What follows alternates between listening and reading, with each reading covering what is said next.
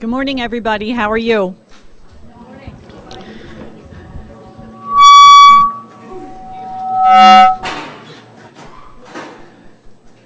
We've got a pretty good crowd here. It's good to see everybody.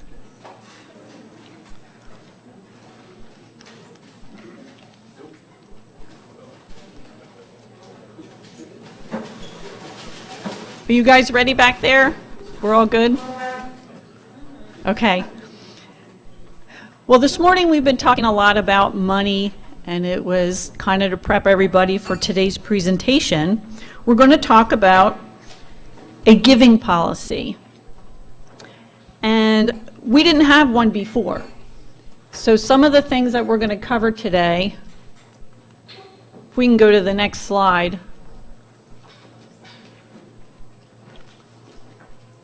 Our agenda today is to cover the purpose of a giving policy, the benefits of having one, how it works, and of course to take any questions that anybody should have. Sonia touched upon it this morning a little bit, that this was not something that was gone into lightly. And it kind of began with Memorial Endowment Fund.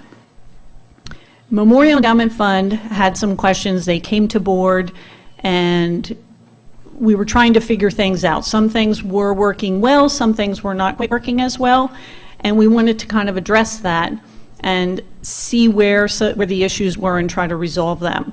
So we had a subcommittee that formed between board and Memorial Endowment.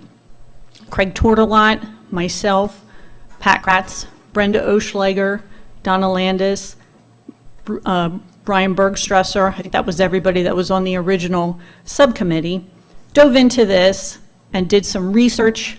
We analyzed the information that we found, and we made some sound recommendations to board.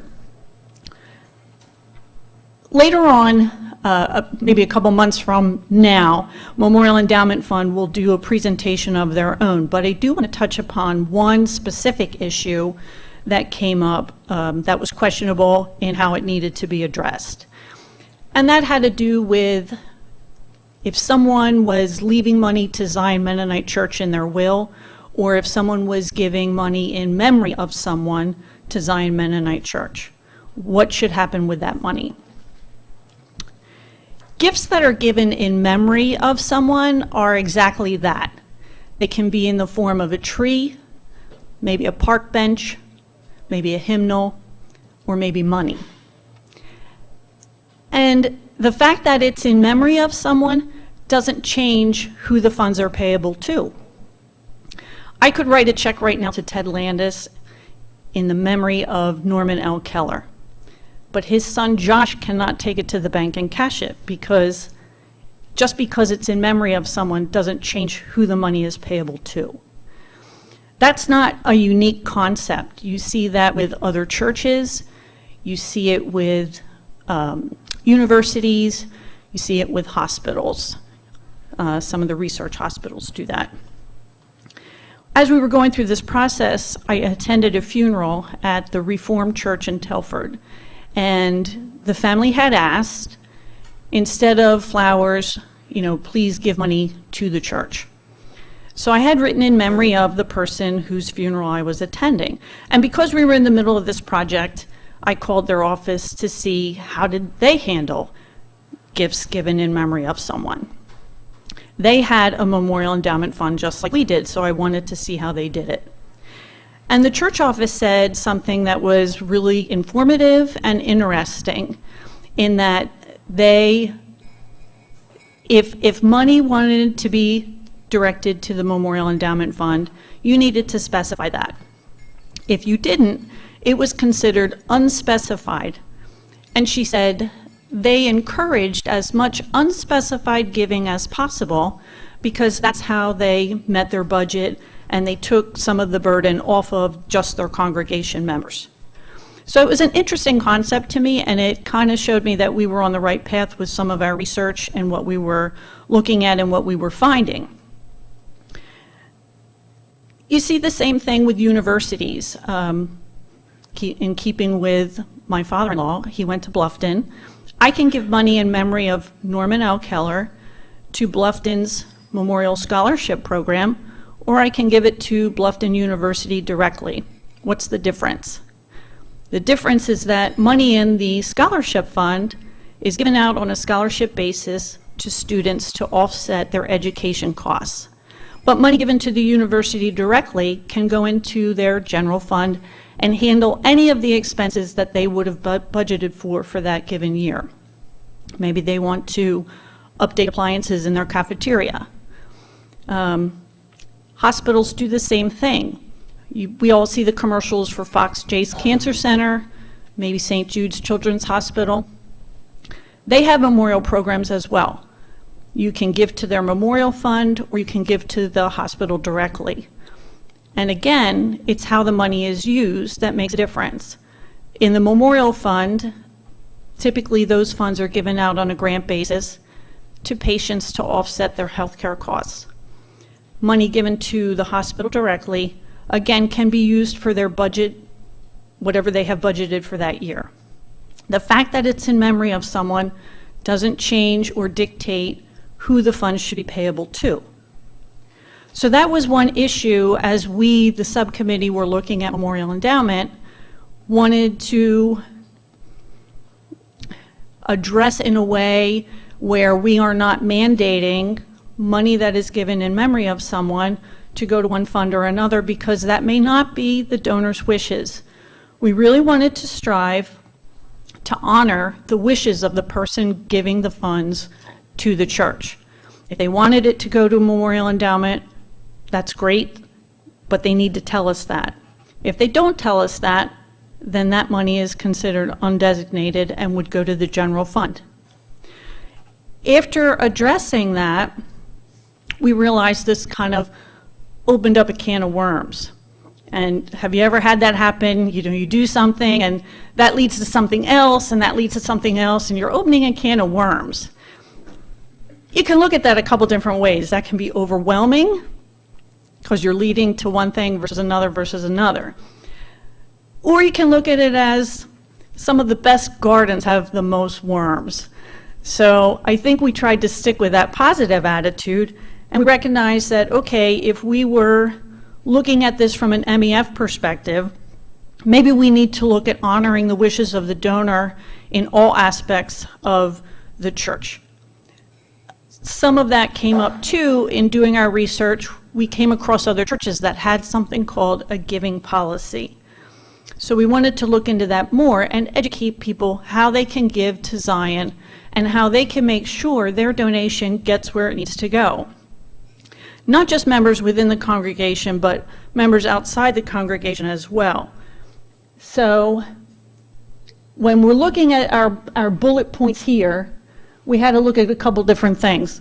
One is that the IRS is always changing things. Charitable donations, the way you can give has changed, so we wanted to look from that perspective.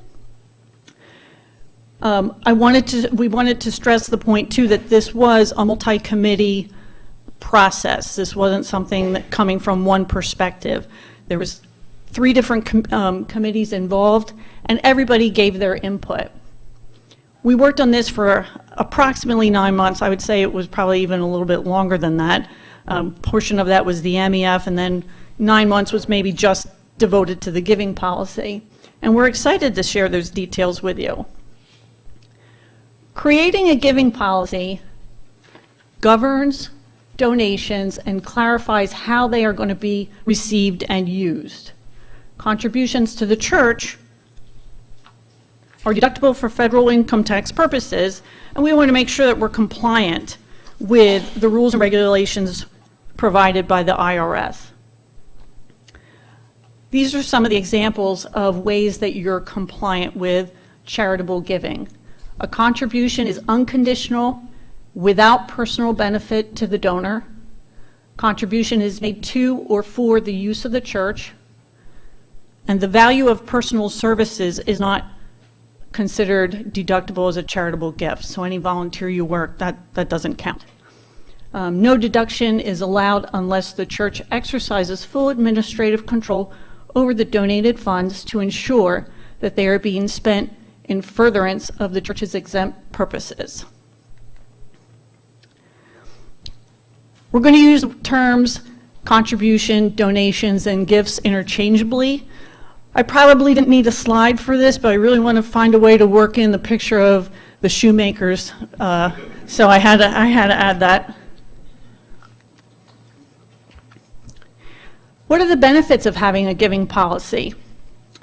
They provide guidelines and they remain constant, can serve as a resource for leaders and congregation going forward. You know, the board doesn't stay the same. We serve terms and we come off, new people come on. It's nice to have something in writing to give a new person and say, you know, here's our policy on this. So, you know, we're working towards that. The giving policy provides information for donors within and outside of the congregation to help them direct the use of their charitable contributions. It provides transparency for donors within and outside of the congregation to know how money flows through Zion.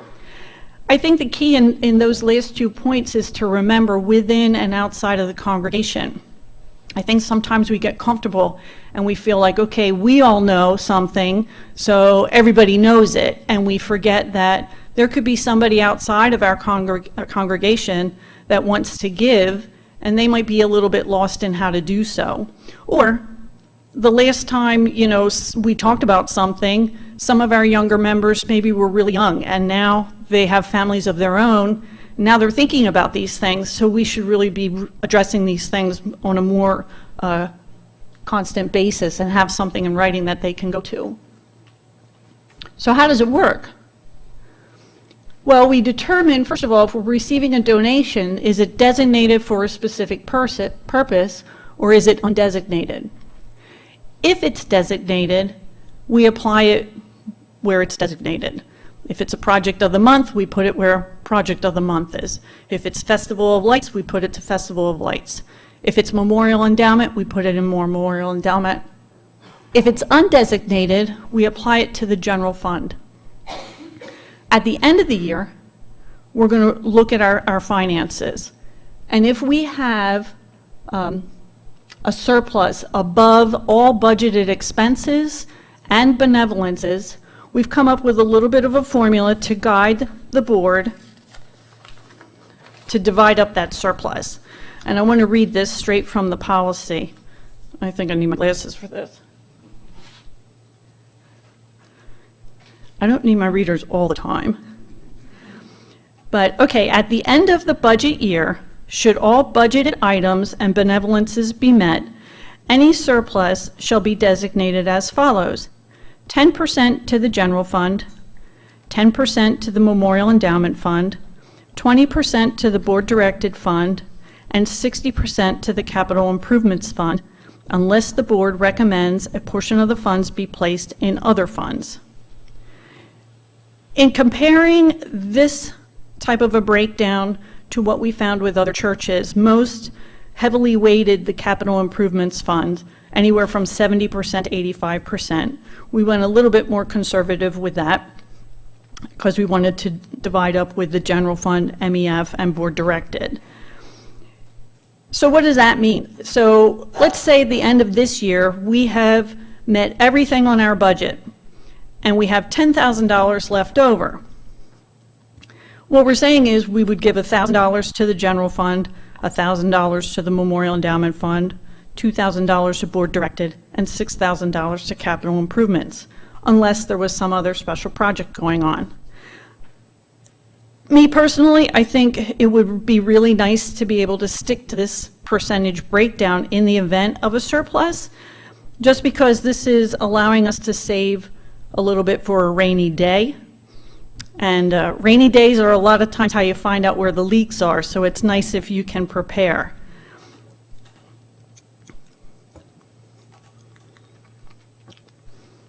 This is what it looks like. Now, this is not all-inclusive of all of our funds.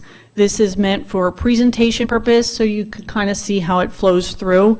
So you can see board directed is not on there. Seminary fund is not on there.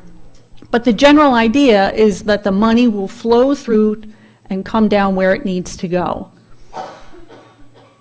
The big takeaway is, like, the first thing to determine, is it designated or is it undesignated? And if it's designated, then it flows down where it needs to go. There would be a lot under the general fund as far as the next trickle-down effect. And we are working on something that's all-inclusive. The feedback that we got from board was that this visual was really helpful. Again, putting it all up here everybody would be squinting and not really see everything. So this is just meant as an overview. But we will have a full detail breakdown and flow chart, just because if the visual is helpful, then I'm all for that. Anything considered undesignated goes into the general fund.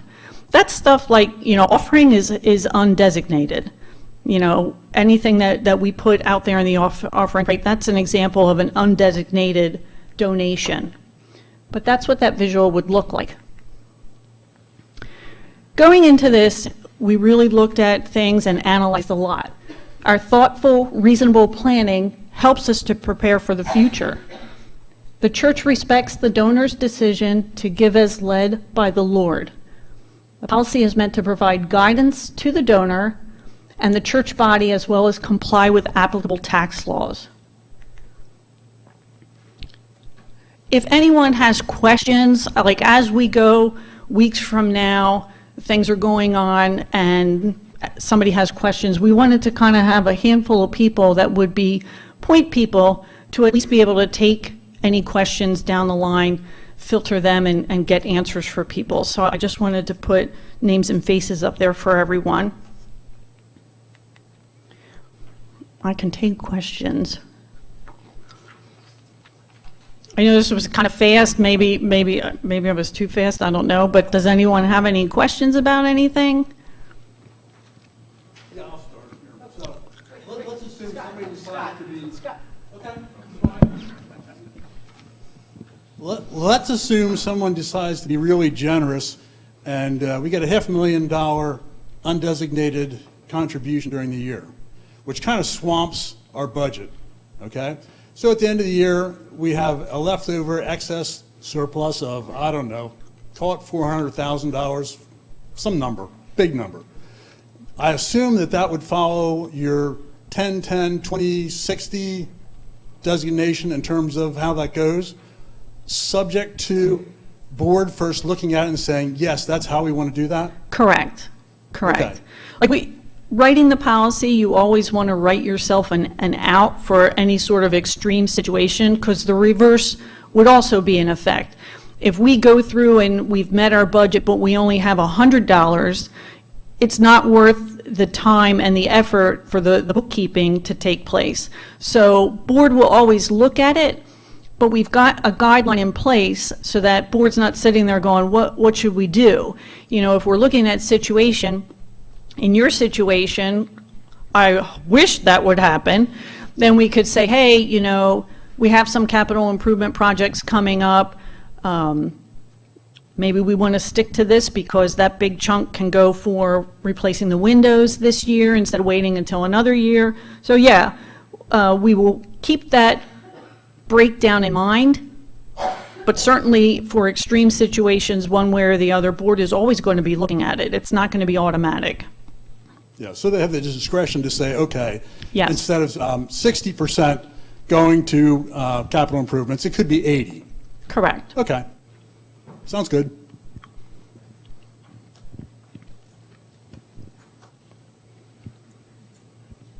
Okay, does no questions mean I did a good job or I didn't do a good job? You did. Just one question, kind of an upfront question. If someone was to give designated Memorial Endowment Fund, they write the check to Zion Mennonite Church. Memorial Endowment Fund. Okay. And we did see that recently with Rod Landis passing, in his obituary, it was specified Zion Mennonite Church Memorial Endowment Fund, which was great. Which actually kind of leads me to another worm that cropped up. The next thing that we need to focus on is our website and our online giving page. And I think the flow chart we had might be a useful tool moving forward into that. It was brought to my attention and Ted's attention that there was 2 different situations where we did not receive a memorial endowment donation simply because we didn't have it on our website, which that's no good. Regardless of the amount that would have been given, any amounts higher than zero, and zero is what we got because our website wasn't. So that's an example of how looking at this stuff, if one thing leads to another, leads to another. Unfortunately, we have more things to address than we have volunteers to address, so it takes us a little bit longer to get there. But yeah, we want to educate everyone so that if you're donating money or a friend of yours is donating money and they want it to go somewhere specific, we want to have tools in place to help guide everyone to make it clear. We can't call everyone for a $25 check or whatever. That's not prudent. What the prudent thing to do is let's get everything updated, let's get it documented and get it in places that are easy for people to find so that they know how to write out their check to get their money where they need it to go. I think Tana has a question. Wait. Tana.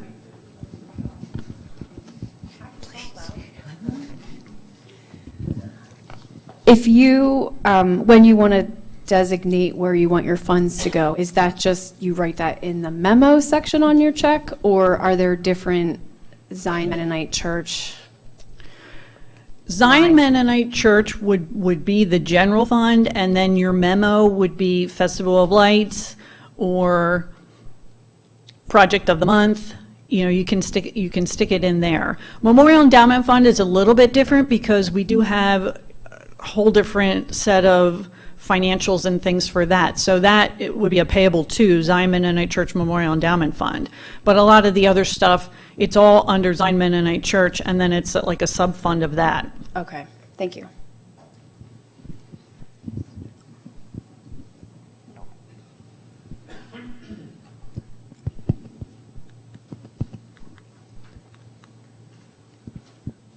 I think Ron has a question.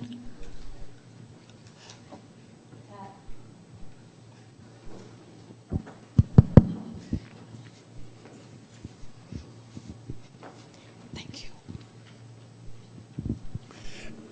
In the past, over the last 25 years maybe, or 20 years of Memorial Endowment Fund, a large percentage of those dollars that came in were just through wills or estates. And again, a majority of them only were designated to Zion Mennonite Church. Correct. And there's So- two schools of thought for that. The one school of thought is that someone assumed it would go to Memorial Endowment. The other school of thought is, somebody's taking the time to meet with an attorney to plan out their will. If they didn't put Memorial Endowment Fund on there, did they mean it or did they not mean it? The other school of thought is that maybe they didn't mean it and they just meant it to go to the church because they recognized in their absence there's one less giving unit out in the sanctuary and they want to give to the general fund as if it was their offering continuing. So our job or our philosophy as we went through this process was to not only respect and honor the wishes of the people who made the assumption that it should go to Memorial Endowment or that was their wish, but also to recognize, respect, and support the people who maybe didn't want that to happen. So we need to clarify that for people so that, okay, if I'm doing my will today, I can specify Zion Mennonite Church Memorial Endowment Fund. We did talk about the fact that there could be people right now who have done their will, made it just Zion Mennonite Church, but really were thinking that they wanted it to go to the Memorial Endowment Fund. I don't think you need to contact an attorney and redo your will. A letter will suffice, and keep it with your will. The idea here is we want to honor the wishes of the donor, whatever that is. It doesn't matter where you're giving your money. We want to make sure it's going to the right place. And we're trying to come up with policies and procedures to make sure that that happens. So my advice to anybody who has their will, has Zion named, but is thinking, oh no, I wanted Memorial Endowment, do a handwritten letter. It doesn't have to be super formal. Do a letter and keep it with your will. And when it comes, I think we're all compassionate enough to say, here's a letter that's an addendum, if you will, to the original will, this is what they really wanted it to do, and we can honor that. I don't know, does that answer your question? Yes and no, but you have to take it anyone, I'm not just saying you, but all of us have to take that extra step to have that clarified in our estate planning. Because without it, then it becomes a sticky wicket for the board to say, well, what did they mean? What did they mean? What did they Right. mean? Right. So if that's not communicated to everyone concisely, neatly, clearly, you're going to still have confusion, because there's obviously a lot of people in the congregation that have their estate planning in place already that might not be clear. Understood.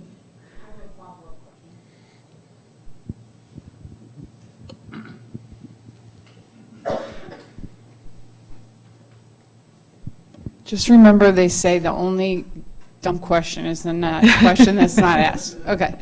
So if primarily the memorial endowment contributions in the past have come from memorial wills, how do we ensure that future contributions are made towards the memorial endowment fund to keep that going if it's not going to be how it has been? Does that make sense? It does make sense, and that's why I was saying, I guess it begins today.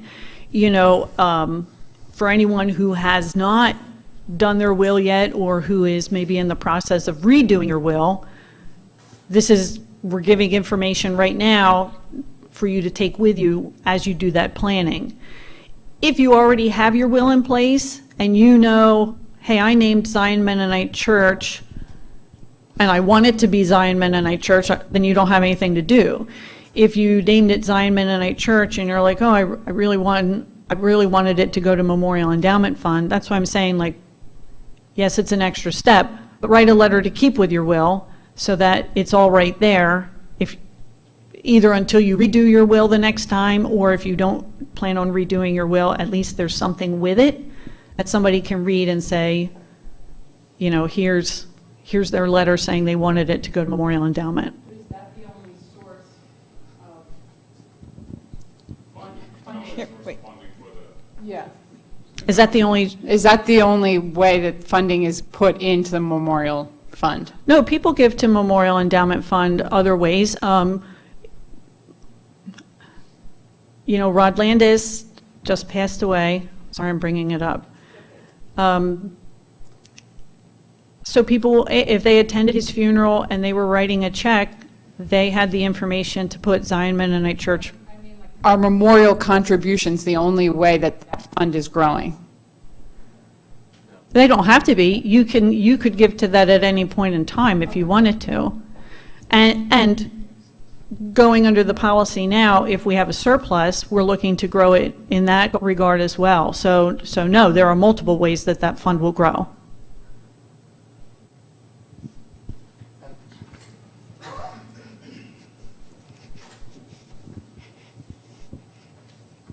I have to look at my will. If I had just said Zion Mennonite Church, you're saying if I do nothing, it will go to the general fund? Correct. If I want to say memorial fund, then I have to do the note? Okay. Correct. All right, thank you.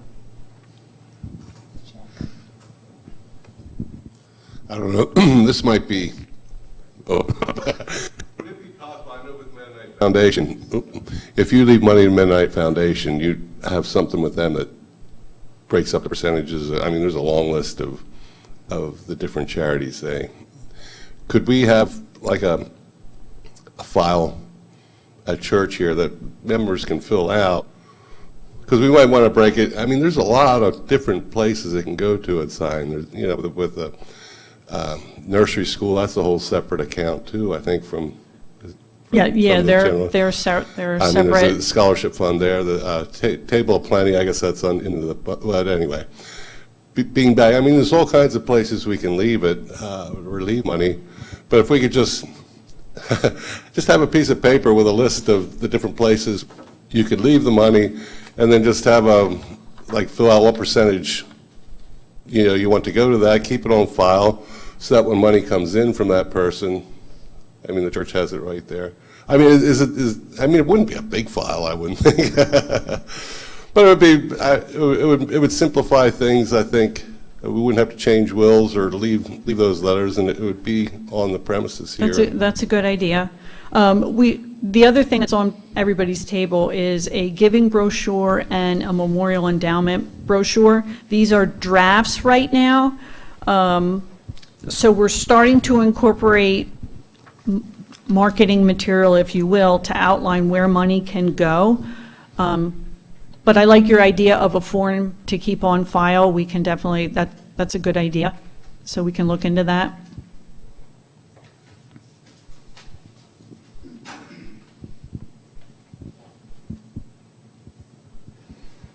I think David.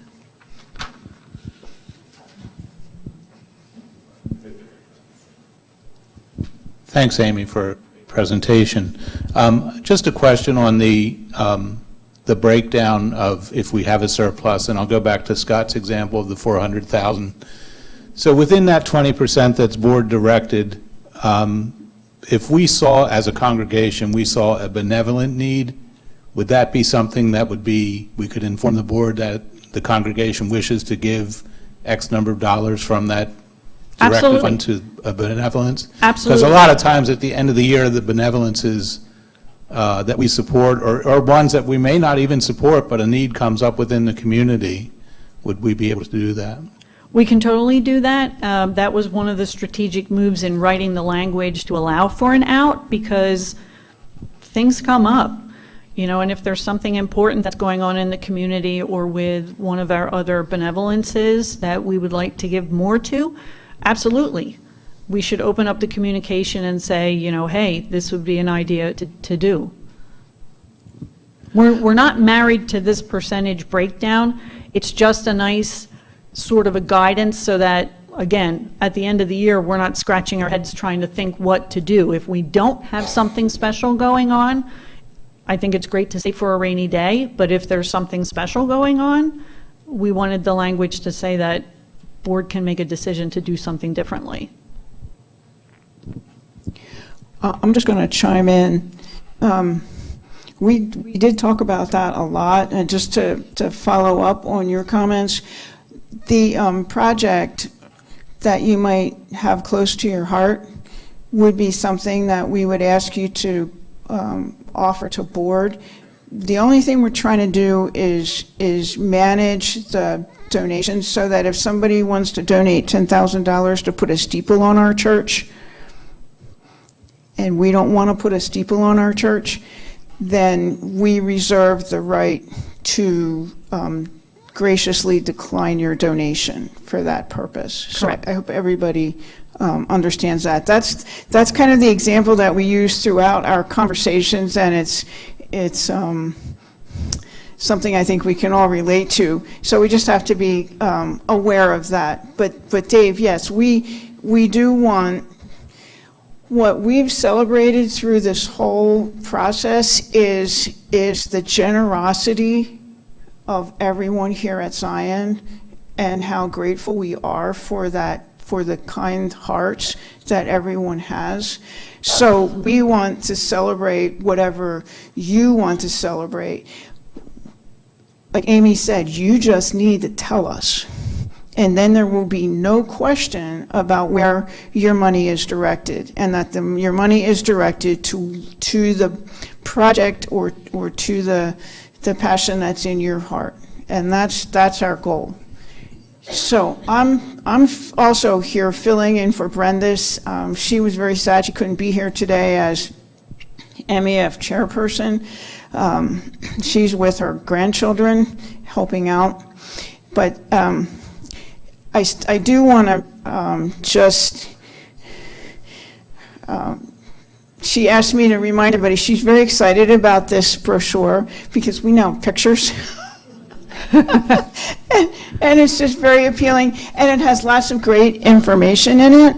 So I want to make sure that but just understand this is just a draft, it's a mock-up, so we're going to That's part of the reason we wanted to chat with everybody today, to say, okay, this is where our thinking is, and we're still working on identifying a giving contact on the back for both brochures, but just so you know, this is a great way, this little, we want to make it a tariff on the inside, that if you want to donate, it says, enclosed is my gift and use my donation for, and just check the box.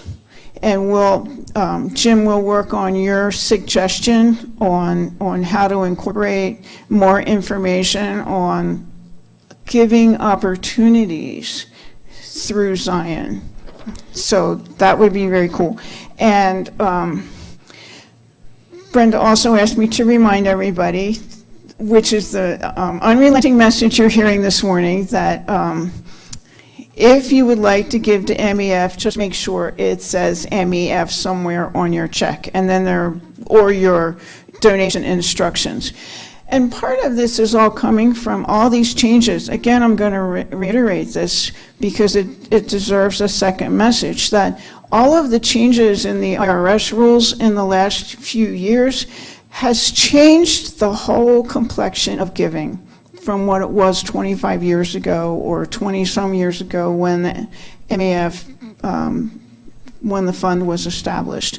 It was pretty easy to figure out where the money was coming from and where it should go, and with these charitable annuities and donor advised funds, and I don't even know what they call them, from your IRA, there's just so many different ways that money comes in that didn't happen before, and we just need clarity on how you want your money directed, and that's what we're trying to achieve here, so that if you wanted to go to MEF, great. If you wanted to go to Festival of Lights, great, just tell us, and we'll make sure we do that for you.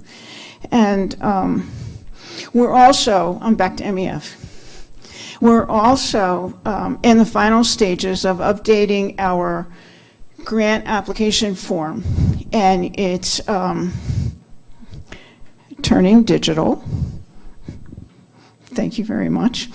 So it will be available electronically in the office, so that it can be emailed to you. You can fill out all the information on your computer, and then you can email it to the MEF board chair, so that it can be considered at the next MEF meeting. And we meet the first Wednesday of every month, so if you want it considered, please try to watch your calendar, and if you can get that to the committee chair, which is Brenda, 1 week prior to the meeting, that gives her time to set up the agenda, gather all the information, and be prepared for the committee to review it at that meeting. Otherwise, it'll roll to the next month's meeting, just so you're aware of that timing. And that'll be on the document too. So looking forward to this being a marvelous way to make sure everybody's wishes are honored. And that's all I have. That's good. Can we switch to the next slide? I'm hitting it and it's not listening to me.